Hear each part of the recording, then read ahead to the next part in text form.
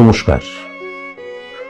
The power of astrology Sumanta ji Chowdhury আমার YouTube চ্যানেলে আপনাদের সবাইকে স্বাগত।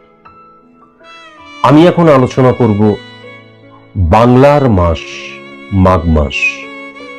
বাংলার এই মাসটিতে ধনুরাশির জাতক জাতিকাদের যে 9টি ঘটনা ঘটবেই, সেই 9টি ঘটনা নিয়েই কিন্তু আমার আজকের আলোচনা। এই 9টি ঘটনা 9টি দিকের উল্লেখ হতে পারে, 9টি অবস্থানের উল্লেখ হতে পারে, 9টি প্রেক্ষাপটের উল্লেখ হতে পারে। আজকের এই আলোচনাটি আমি সার্বিক মতে করব।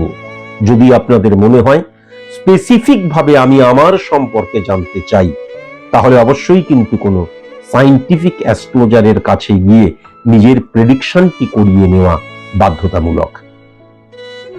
যদি আপনারা আমার কাছে আসতে চান, তার নিয়মাবলী আপনারা আগেই দেখেছেন। শুধু একটা কথাই বলি, প্রচন্ড সিরিয়াস যারা তারাই কেবল আসবেন। তার কারণ আমার চেম্বার ফিস কিন্তু অনেক বেশি, অনেক বেশি। সুতরাং অহেতুক কেবলমাত্র একটু জানার জন্য আমার কাছে আসবেন না।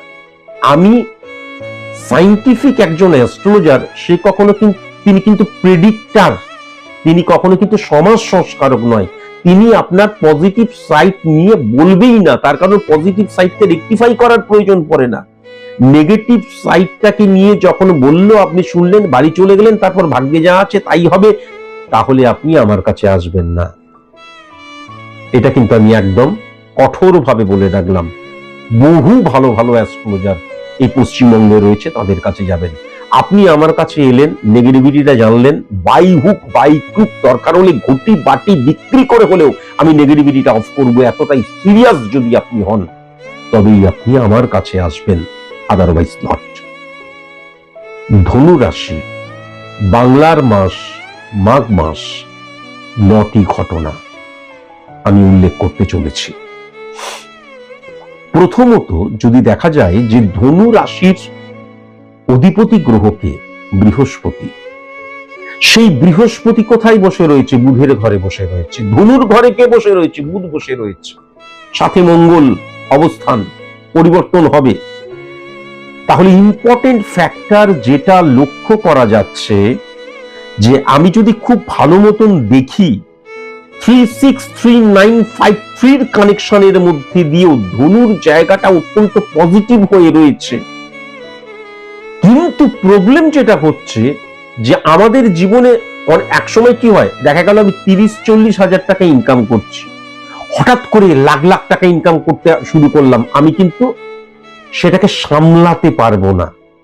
ঠিক সেরকম ধরনের ধনুর, আমি 2026 ধনুর অত্যন্ত পজিটিভ সময়, কিন্তু প্রচুর অপরচুনিটি যখন আমার সামনে চলে আসছে, তখন সেই অপরচুনিটি গুলোকে আমি সঠিক মতন ব্যবহার করতে পারবো না।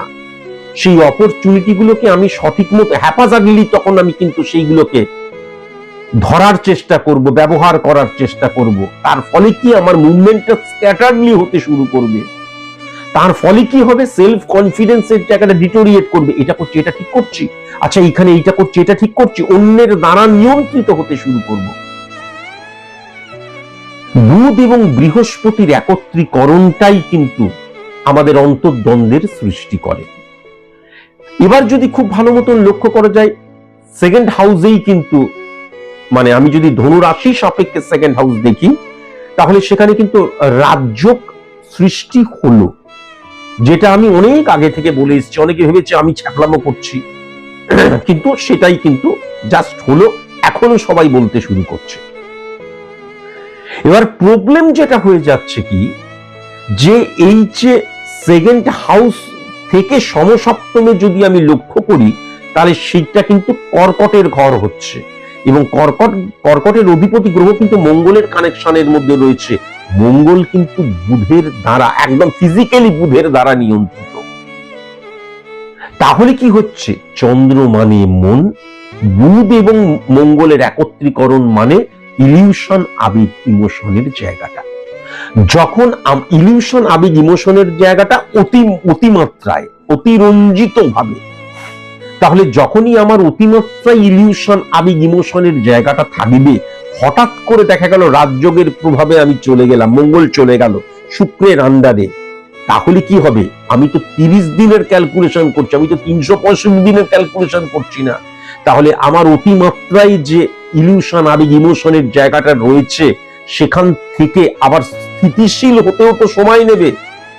তাহলে এই বাংলার মাস্টার প্রায় 80 থেকে 90% যদি লক্ষ্য করা যায়, তাহলে ফাটকার জায়গাটা কোনো মতেই ধনু রাশির ক্ষেত্রে পজিটিভ নয়, বরং ফাটকা রিলেটেড জায়গায় গেলে আমার ড্যামেজ হয়ে যাওয়ার জায়গা লক্ষ্য করা যাচ্ছে। ফাটকা রিলেটেড জায়গায় গিয়ে আমি মারাত্মক ড্যামেজ হয়ে গেলাম, তারপর যখন পজিটিভ রেজাল্ট পেতে শুরু করলাম, তখন সারভাইভের জন্য লড়লাম, জেতার জন্য নয়, সফলতার জন্য নয়। বুঝতে পারলাম আশা করি। সুতরাং ফাটকা রিলেটেড জায়গাটা যদি লক্ষ্য করা যায়, বিন্দু মাত্র পজিটিভ আমি দেখতে পাচ্ছি না ধনু রাশি সাপেক্ষে। ইনকাম, অর্থনৈতিক জায়গাটা টেরিফিক, এটা আজকের দিনে লিখে দেওয়া যায়, অর্থনৈতিক জায়গাটা টেরিফিক। সেটা এই ধনুর ঘর থেকে মঙ্গল গেল কি না গেল তাতে কিছু আসে যায় না, কেননা এই যে রাজযোগের প্রভাব, শুক্রাদিত্য রাজযোগ দুটো জায়গাকে ইন্ডিকেট করছে। এক হচ্ছে ফিনান্সিয়াল জায়গা, আরেকটা হচ্ছে সম্পর্কের জায়গা। এই দুটো জায়গায় কিন্তু রাজযোগ মানে আমার জীবনের যে 12টা ভাব রয়েছে, 12টা ভাব কুঙ্গস্থ হয়ে গেল তা নয়। রাজযোগটা সৃষ্টি হচ্ছে কোন কোন ভাবের দ্বারা, বা রাজযোগটা সৃষ্টির ফলে কোন কোন ভাবকে নিয়ন্ত্রিত করছে বা ইনক্রিজ করছে, ফিনান্সিয়াল জায়গা এবং সম্পর্কের জায়গা। তাহলে এই ক্ষেত্রে কিন্তু অর্থনৈতিক জায়গাটা যদি দেখা যায়, 12টি রাশির মধ্যে সবচেয়ে স্ট্রং কিন্তু ধনু রাশির হয়ে রয়েছে। কোন কোন সফলতার জায়গা, কোন অর্থনৈতিক জায়গা, সেই অর্থনৈতিক জায়গা যেটা আমার দ্বারা নিয়ন্ত্রিত, আমার কর্মের দ্বারা নিয়ন্ত্রিত, আমার নলেজের দ্বারা নিয়ন্ত্রিত, আমার অভিজ্ঞতার দ্বারা নিয়ন্ত্রিত। প্রতিটা মুহূর্তে আমার যে স্ট্রাগল ফর এক্সিস্টেন্স তার দ্বারা নিয়ন্ত্রিত। এটা কিন্তু মাথায় রাখার প্রয়োজন আছে। কেমন? এবার যদি খুব ভালো মতন লক্ষ্য করা যায়, ওয়েস্ট অফ মানির জায়গাটা বিন্দুমাত্র লক্ষ্য করা যাচ্ছে না। আমি যদি ফাটকা জায়গায় না যাই, আমি যদি অন্যের দ্বারা নিয়ন্ত্রিত না হই, তাহলে ওয়েস্ট অফ মানির জায়গাটা বিন্দুমাত্র লক্ষ্য করা যাচ্ছে না। বরঞ্চ খুব ভালো মতন যদি দেখা যায়, হিসাব মতন যদি আমি নর্মালি ছকটাকে দেখি, তাহলে 10th হাউসকে শুক্র হিট করছে। তাহলে কি হয়ে যাচ্ছে? বরঞ্চ আমি সঞ্চয়ের জায়গাটা অত্যন্ত পরিপূর্ণতা লাভ করছে। সঞ্চয় প্রকল্পে আমি হাত দিলাম, আমি সঞ্চয়ে আমার যে অর্থনৈতিক জায়গাটা, সেটাকে সঠিক মতন আমি ইনভেস্ট করতে পারবো। আমার যে অভিজ্ঞতা, আমি যদি নর্মালি আমার জ্ঞান দেখি, আমার অভিজ্ঞতা দেখি, তাহলে সেগুলোকেও সঠিক পথে পরিচালিত করতে পারবো। 100% বলে দেওয়া যায়। অত্যন্ত পজিটিভ হয়ে রয়েছে কিন্তু, কেমন? সুতরাং সঞ্চয়হীন হয়ে যাওয়ার জায়গা বা ওয়েস্ট অফ মানির জায়গাটা বিন্দুমাত্র লক্ষ্য করা যাচ্ছে না। আমার যে প্রয়োজন রয়েছে, আমার জীবনের উন্নতির জন্য যেটা প্রয়োজন, আমি সেইটুকুই খরচা করব বা ইনভেস্ট করব, এটা 100% শিওর। যদি না আমি ফাটকা রিলেটেড টেন্ডেন্সিটা আমার মাথার মধ্যে আসে, আমার মাথার মধ্যে যদি ফাটকা রিলেটেড টেন্ডেন্সিটা আসে, অন্যের দ্বারা যদি নিয়ন্ত্রিত হই, তাহলে এই ঘটনাগুলো জীবনে কোনোদিন ঘটবে না। এবার কি আসছে? তাহলে আমি বোঝাবার জন্য অনেকগুলো পাঠ করিনি। তাহলে প্রথমে ফাটকা রিলেটেড জায়গাটা বললাম, ইনকাম রিলেটেড জায়গাটা বললাম, ওয়েস্ট অফ মানির জায়গাটা কি লক্ষ্য করা যাচ্ছে? আমি বলে দিলাম যে একদমই না। সঞ্চয়ের জায়গা নিয়ে বললাম। এবার আসছে সার্ভিসের জায়গা। সার্ভিসের জায়গাটা যদি খুব ভালো মতো লক্ষ্য করা যায়, তাহলে 1 2 3 4 5 6 6 নম্বর ঘর অধিপতি গ্রহ রাজযোগের আন্ডারে দারুণ অপরচুনিটি আসবে। আমি প্রচুর অপরচুনিটি আসবে। এবার দেখা গেল যে ধনুরাশির একজন জাতক ঘুমিয়ে দিন কাটাচ্ছে, বা দেখা যাচ্ছে সকালে বেলায় উঠে থেকে সে ঈশ্বর পুজো করছে। God is dedication combination of all relation things নয়। সেই ঈশ্বর মানে হচ্ছে ঈশ্বরের কাছে ঈশ্বর পাই দাও, তোমাকে আমি এই শাড়ি দেবো, ঘুঙুর দেবো, এই করব, তোমার নাম করে আমি সারা অঞ্চলকে খাওয়াবো, তাহলে আলাদা ব্যাপার। কিন্তু সার্ভিসের জায়গাটা অত্যন্ত সবল হয়ে রয়েছে। 1 6 10 কানেকশন, সার্ভিসের জায়গাটা সবল হয়ে রয়েছে। দ্বিতীয়ত ঋণ মুক্তির জায়গাটা লক্ষ্য করা যাচ্ছে। শত্রুরা কিচ্ছু করতে পারবে না, তারা ভোঁতা হয়ে যাবে, তারা ড্যামেজ হয়ে যাবে। ইম্পর্টেন্ট ফ্যাক্টর যেটা হচ্ছে, অসুস্থতার জায়গায় আমার কোনো রোগ, আমি ট্রিটমেন্ট করে যাচ্ছি কিন্তু সার্ভাইভ হচ্ছে না, বা সেখান থেকে বেরিয়ে আসতে পারছি না, এই মাসটাতে বেরিয়ে আসবে, এটা আমার গ্যারেন্টি। যদি ট্রিটমেন্ট সঠিক মতন করা হয়, আমার রোগ পুষে রইলাম বললামই না, বা সুগার, আলু, ভাত, মাছ, মাংস, ডিম সব খেয়ে যাচ্ছি, আর মনে করছি, আমার একজন স্টুডেন্ট আছে সুগার রোগী, সবকিছু খায়, সবকিছু খেয়ে সে কিন্তু মানে মৃত্যুতুল্য অবস্থা হয়ে গেছিল, সেখান থেকে সে সার্ভাইভ করেছিল, তারপরে সে সবকিছু খায় আর বলে স্যার আছেন তো, খাই না। এটা কোনো মানে হলো নাকি? গাধার মতন কথাবার্তা। অশিক্ষিত কি ধরনের হয়, অশিক্ষিত বা অশিক্ষিতা কি ধরনের হয়? তাহলে সেরকম নয়। আমি সঠিক মতন নিজেকে নিয়ন্ত্রণের মধ্যে রেখেছি, মেডিসিন নিচ্ছি, হ্যাঁ, তাহলে কিন্তু আমার দেখা যাচ্ছে একটা মারাত্মক ভয়ঙ্কর রোগ, সেখান থেকেও কিন্তু আমি বেরিয়ে আসতে পারবো। এবার যদি খুব ভালো মতন লক্ষ্য করা যায়, তাহলে আমি যদি বিজনেসের জায়গাটা দেখি, প্রচুর অপরচুনিটি আসবে। নতুন বিজনেস শুরু করার ক্ষেত্রে একদম আদর্শ সময় আমি লক্ষ্য করতে পারছি। নতুন প্রোডাক্ট লঞ্চ করার ক্ষেত্রে একদম আদর্শ সময় আমি লক্ষ্য করতে পারছি, এবং ট্রানজেকশন বৃদ্ধি হওয়ার জায়গা, মুনাফা বৃদ্ধি হওয়ার জায়গা আমি মারাত্মক লক্ষ্য করতে পারছি। একদম গোল্ডেন সময় বলা যেতে পারে এই মাসটা। মাত্র 30 দিনের মাস, কিন্তু এর এফেক্ট পরবর্তী মাসগুলো তো পড়বে। দারুণ সময় আমি দেখতে পাচ্ছি বিজনেসের ক্ষেত্রে। একটাই শুধু কথা বলবো, আমি বিজনেসটাকে এক্সটেন্ড করব, তার জন্য আমার 5 লাখ টাকা লাগবে। একদম ব্যাংক থেকে ঋণ নিয়ে 5 লাখ টাকা নিলাম, নিয়ে ইনভেস্ট করে দিলাম, এটা যেন কখনো না করি। যদি প্রয়োজন হয় বউয়ের হাতের ওই সোনার চুড়িগুলো বিক্রি করে, এক্সট্রিমলি সরি, আমাকে আপনারা নিজ গুণে ক্ষমা করে দেবেন, দরকার হলে তোমার যদি কোনো সোনাদানা থাকে, তোমার ওয়াইফের যদি কোনো সোনাদানা থাকে, সেইগুলোকে বিক্রি করো, বা কোনো রকমের যদি কোনো কিছুকে সেল করা যায় সেইগুলো করো, কিন্তু বেশি ঋণ নিও না।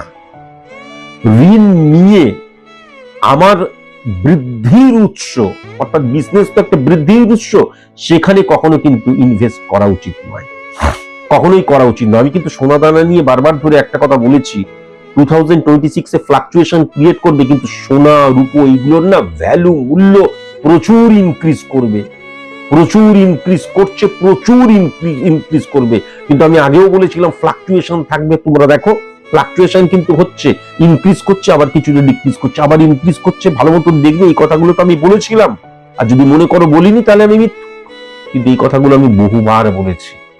2026 এ এই যে সোনা রূপো এইগুলোকে যদি কিনে রেখে দেওয়া যায়, অনেক সময় দেখা যাবে ডিক্রিজ হয়ে যাচ্ছে, তুমি দেখবে 2027-28 এর মধ্যে এইগুলো মানে বহু গুণ বৃদ্ধি পেয়ে যাবে। যাই হোক, এইটা কথা প্রসঙ্গে চলে এলো, তাহলে বিজনেসের জায়গাটা অত্যন্ত পজিটিভ। এবার যদি ব্যক্তিগত জীবনের জায়গাটা লক্ষ্য করা যায়, 1 2 3 4, ব্যক্তিগত জীবনের জায়গাটা যদি লক্ষ্য করা যায়, ভুল বোঝাবুঝির একটা জায়গা থাকতে পারে। দেখা গেল স্বামী স্ত্রীর মধ্যে খুব ভালো সম্পর্ক, আমি স্বামী স্ত্রীর সম্পর্ক দিয়েই বোঝাচ্ছি, খুব ভালো সম্পর্ক রয়েছে, হঠাৎ করে আমার ফ্যামিলি ফ্রেন্ড বা কোনো আত্মীয় স্বজন এমন পিন মেরে দিল, দেখা গেল স্বামী স্ত্রীর মধ্যে একটা ভুল বোঝাবুঝির সৃষ্টি হলো, সেখান থেকে মন কষাকষি, সেখান থেকে আস্তে আস্তে সেপারেশনের জায়গা। বা এমনও হতে পারে, দেখা যাচ্ছে ছেলে মেয়ে বড় হয়ে গেলে বাবা মায়ের সাথে কেউ একজন পিন মেরে দিল, দেখা গেল ভুল বোঝাবুঝির সৃষ্টি হলো। এই জায়গাটা কিন্তু লক্ষ্য করা যাচ্ছে, ভেরি ভেরি কসাস এবং কনসাস। পারিবারিক শান্তি বিঘ্নিত হতে পারে বন্ধুর দ্বারা, আত্মীয় স্বজনের দ্বারা, কাছের মানুষের দ্বারা, ফ্যামিলি ফ্রেন্ড দ্বারা, এটা কিন্তু লক্ষ্য করা যাচ্ছে। এখান থেকে ভেরি ভেরি কসাস এবং কনসাস অবশ্যই হওয়া প্রয়োজন। কেমন? তবে একটা জিনিস কিন্তু আমি দেখতে পাচ্ছি, এই ধনু রাশির জাতক জাতিকাদের ক্ষেত্রে ভাতৃভাব, ভাই বোন, এদের সাপোর্টিভ জায়গাটা মারাত্মক হয়ে রয়েছে, এবং একদম বাবার মতন কিন্তু গাইড করবে, দাদার জায়গা বা দিদির জায়গাটাও লক্ষ্য করা যাচ্ছে। কিন্তু এখানেও ভুল বোঝাবুঝির জায়গাটা সৃষ্টি হতে পারে। তাই জন্য যদি তোমাদের, এটা তো সার্বিক মতে আলোচনা করছি, যদি তোমাদের ভুল বোঝাবুঝির কোনো জায়গা সৃষ্টি হয়, তাহলে ইমিডিয়েট প্রথমে গিয়েই কিন্তু সেটাকে অফ করে নিও। আমি তোমাদেরকে একটা কথা অবশ্যই বলবো, স্বামী স্ত্রীর মধ্যে ভুল বোঝাবুঝি হয়, দুই ভাইয়ের মধ্যে ভুল বোঝাবুঝি হচ্ছে, দাদা দিদির সাথে ভুল বোঝাবুঝি, বা ভাই বোনের সাথে ভুল বোঝাবুঝি হচ্ছে, এরা কেউ কি আমার পর? আমার সেই ইগোটাকে পুষে লাভ কি, যে ইগোটা ভেঙে দিচ্ছে একটা সম্পর্ককে, একটা ভালোবাসাকে, একটা বিশ্বাসকে, একটা সংসারকে। সেক্ষেত্রে অ্যাডজাস্ট করার জন্য, কম্প্রোমাইজ করার জন্য যদি আমাকে স্যাক্রিফাইস করতে হয়, তাতে আমি মহৎ হয়ে যাব, তাতে আমি অনেক বড় হয়ে যাব, অন্তত নিজের চোখে হয়ে যাব। আমি একটা সম্পর্ককে, একটা সংসারকে বাঁচাতে পারবো, তাহলে সেটা আমি চেষ্টা করব না কেন? কিসের এত আমার ইগো? আমারই তো বউ, বা আমারই তো ভাই, আমারই তো দাদা, আমারই তো দিদি, আমারই তো বোন। এটা একটু মাথায় রেখো। আমি যদি স্টুডেন্টদের জায়গাটা লক্ষ্য করে, টেরিফিক রয়েছে, বিশেষ করে উচ্চ মাধ্যমিক স্ট্যান্ডার্ডের যারা স্টুডেন্ট, গ্র্যাজুয়েশন লেভেলের যারা স্টুডেন্ট, আর টেরিফিক জায়গা হচ্ছে উচ্চ শিক্ষার জন্য যারা পড়াশোনা করছো, টেরিফিক। একটুখানি আমি ওই মোবাইল ফোবিয়া, বন্ধুপ্রীতি, গসিপ প্রীতি, এইগুলো মাধ্যমিকের মধ্যে লক্ষ্য করতে পারছি, কিন্তু কনসেন্ট্রেট করার ক্ষেত্রে ধনুরাশির জাতক জাতিকাদের ক্ষেত্রে একদম আদর্শ সময়, মানে স্টুডেন্টদের ক্ষেত্রে কিন্তু আদর্শ সময়, এবং কনসেন্ট্রেট করতে পারবেও, এটাও কিন্তু আমি লক্ষ্য করতে পারছি। একটা দায়িত্ব তারা ফিল করবে, এটাও কিন্তু আমি অবশ্যই দেখতে পাচ্ছি। আমি যদি প্রেম, প্রীতি, ভালোবাসা এইগুলো দিয়ে দেখি, তাহলে না আমি প্রেম করব, প্রেম থেকে আনন্দ পাচ্ছি, ভালো লাগছে, কিন্তু আমি আগেও যেটা বলেছি, রেসপন্সিবিলিটি বলে যে কথাটা রয়েছে, সততার অভাবের জায়গাটা লক্ষ্য করা যাচ্ছে। এটা কিন্তু আমি দেখতে পাচ্ছি। আমার একজন বান্ধবী আছে, প্রেমিকা আছে, তাকে তুষ্ট করার জন্য বাবার সাথে ঝগড়া করে টাকা নিচ্ছি বন্ধুদের সাথে ফিস্ট করব বলে, বা বাবার পকেট থেকে টাকা নিচ্ছি, টাকাটা নিয়ে সেই বান্ধবীকে আমি তুষ্ট করছে সেই বান্ধবী, সেই জিনিসটাতে খুব আনন্দিত হচ্ছে। কেন? যদি সত্যি ভালোবাসা হয় তাহলে সে জিজ্ঞাসা করবে না যে তুমি এই টাকাটা কোথা থেকে পেলে, তুমি তো কাজ করো না। আমি এক্সাম্পল দিচ্ছি জাস্ট। তাহলে কি হয়ে যাচ্ছে, চাহিদা পূরণ মানে কিন্তু প্রেম নয়, চাহিদা পূরণ মানে কিন্তু ভালোবাসা নয়। ভালোবাসা মানে জুটতে শেখায়। দেখবে যে আমাদের বাবা মায়ের, আমার যেমন বাবা মা ছিলেন, আজকের দুজনের কেউই নেই, কিন্তু তাদের অনেক বছর বিয়ে হয়ে যাবার পর দেখা 24 ঘন্টার মধ্যে দেখা যাচ্ছে যতক্ষণ জেগে রয়েছে বেশিরভাগ সময় দুজনের মধ্যে খোটাখুটি লেগে রয়েছে। কিন্তু বাবা যতক্ষণ না বাইরে থেকে আসতেন ততক্ষণ মা না খেয়ে থাকতেন। কোনোদিন হয়তো কোনো কাজে আটকে গেলেন, এলেনই না, মা দুপুরবেলা না খেয়ে থাকতেন। তাহলে ভালোবাসার না সম্পূর্ণ একটা আলাদা ভাষা রয়েছে, বডি ল্যাঙ্গুয়েজ রয়েছে। এটা যারা একটু অভিজ্ঞ তারা কিন্তু পরিষ্কার বুঝতে পারে। ভালোবাসা মানে কেবলমাত্র কিন্তু কাম কখনো হতে পারে না। ভালোবাসা মানে আমি যদি আমার প্রেমিকাকে ভালোবাসি, আমি আমাকে দিয়ে যদি এক্সাম্পলটা নিই, যদিও আমার এখন আর প্রেমিকার মানে কোনো চান্সই নেই, তার কারণ আমি বুড়ো হাবড়া হয়ে গেছি, দেখে যতটা মনে হয় তার চাইতেও বয়স্ক। আমি একটা এক্সাম্পল দেওয়ার জন্য বলছি। আমার একজন প্রেমিকা আছে, সেই প্রেমিকাকে নিয়ে আমি যখন মেট্রো স্টেশনে, মেট্রোতে উঠছি, বাসে, ট্রেনে, ট্রামে, রাস্তায়, পার্কে, ফাঁকা মাঠে, যেখানেই পাই না কেন তাকে তো আমি আঁকড়ে রাখবো। তাকে নিয়ে আমি যখন ঘুরছি, আমার যদি আমার ওয়াইফ যদি হয়, আমি ওয়াইফের সাথে কখনো মেট্রো স্টেশনে বা মেট্রোর কামরাতে কখনো চুমাচাটি করব না। কিন্তু আমার প্রেমিকাকে কিন্তু আমি চুমাচাটি করছি। কেন? আমার যে কামনা, সেক্সুয়াল চাহিদা, এই যে সেক্সের যে মানে খিদেটা, সেটা পরিপূর্ণ করতে পারছি না অপোজিট সেক্সের প্রতি। তাকে আমার ভালোটাই লাগছে হচ্ছে সেক্সুয়াল চাহিদা পরিপূর্ণতার একজন দ্রব্য মনে করেই। তাই জন্য আমার হুঁশ জ্ঞান পর্যন্ত থাকছে না তাকে আলটিমেট ভালোবাসার নামে, প্রেমের নামে কিন্তু তার সাথে একজন প্রস্টিটিউটের সাথে যেভাবে আচরণ করা সেরকম ভাবে আচরণ করছি। আর আমাদের সমাজ, রাষ্ট্র, দেশের সমস্ত মহান মহান জ্ঞানীগুণী মানুষেরা বলছে ভালোবাসার শহর, ভালোবাসার রাজ্য, ভালোবাসার দেশ। এইগুলো ভালোবাসা কখনো হতে পারে না, এইগুলো ভালোবাসা কোনোদিন হতে পারে না। আমি আমার স্ত্রীর সাথে ওরকম বিহেভ করব, মেট্রো স্টেশনে আমি ওপেন, সকলে দেখছে, আমি চুমাচারি করব? কখনো করব না। সে আমার স্ত্রী, আমার হয়ে গেছে, তাই তাকে আগলে রাখবো। আর অন্য বাড়ির একটা মেয়ে, সে ভালোবাসার নামে, তারও ভুল আছে, কিন্তু তাকে তার দুর্বলতার সুযোগ নিয়ে তাকে যখন ভোগ করছি সকলের সামনে, সেটা কখনো প্রেম, প্রীতি, ভালোবাসা হতে পারে না। মাথায় রাখার প্রয়োজন আছে। প্রেম থেকে বিবাহের জায়গা লক্ষ্য করা যাচ্ছে না, কিন্তু দেখে শুনে বিবাহের ক্ষেত্রে অত্যন্ত পজিটিভ ধনুরাশির জাতক জাতিকাদের ক্ষেত্রে। শুধু দক্ষিণ দিক হইতে ভেরি ভেরি কসাস এবং কনসাস অবশ্যই হওয়া প্রয়োজন। পেট জাতীয় প্রবলেম, গ্যাস, অম্বল, বুক জ্বালা, খাবার হজম হচ্ছে না, মল মূত্র জাতীয় প্রবলেম, সেক্সুয়াল প্রবলেম, দৃষ্টিভঙ্গির প্রবলেম, মেন্টাল ডিপ্রেশনের জায়গা, নি জাতীয় প্রবলেম, হাড় জাতীয় প্রবলেম, স্নায়ু জাতীয় প্রবলেমের জায়গা কিন্তু আমি খুব লক্ষ্য করতে পারছি। গুপ্ত শত্রুতার জায়গা আমি যেটা দেখতে পাচ্ছি, বি অক্ষর দিয়ে, ডি অক্ষর দিয়ে, এম অক্ষর দিয়ে, এস অক্ষর দিয়ে, ভি অক্ষর দিয়ে, যাদের নাম দক্ষিণ দিক, তুমি যেখানে আছো সেখান থেকে দক্ষিণ দিকে যদি এই অক্ষর দিয়ে কারো নাম হয়, ভেরি ভেরি কসাস এবং কনসাস অবশ্যই হওয়া প্রয়োজন। আচ্ছা, এবার যদি খুব ভালো মতন লক্ষ্য করা যায় শুভ সংখ্যা, শুভ সংখ্যা কিন্তু 2 সংখ্যা, 5 সংখ্যা, 9 সংখ্যা, 13 সংখ্যা, 17 সংখ্যা এবং 22 সংখ্যা। শুভ রং যেটা দেখতে পাচ্ছি কমলা রং এবং বেগুনি রং। শুভ দিক যেটা দেখতে পাচ্ছি উত্তর দিক। কেমন? আর ভেরি ভেরি কসাস এবং কনসাস অবশ্যই হওয়া প্রয়োজন ধনু রাশির জাতক জাতিকাদের, কন্যা রাশি থেকে, মিথুন রাশি থেকে, মকর রাশি থেকে এবং তুলা রাশি থেকে। আজকের মতন এটুকুই। নমস্কার।